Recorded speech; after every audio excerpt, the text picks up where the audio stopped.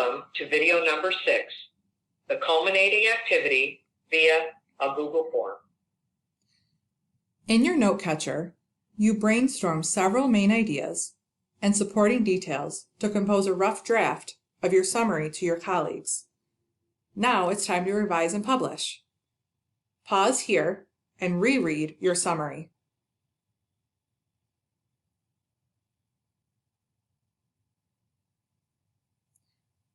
Now that you have reread it, does it reach your audience? Keep in mind the sentence combining strategy as you continue your revisions to add even more clarity to your message. Once you are ready to publish, click on the Google Form link in the note catcher and submit your final draft. Keep in mind this needs to be submitted to show completion and to receive credit for this session.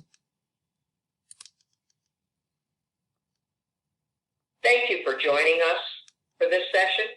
If you have any questions, feel free to reach out to either one of us through email. Have a great rest of your day.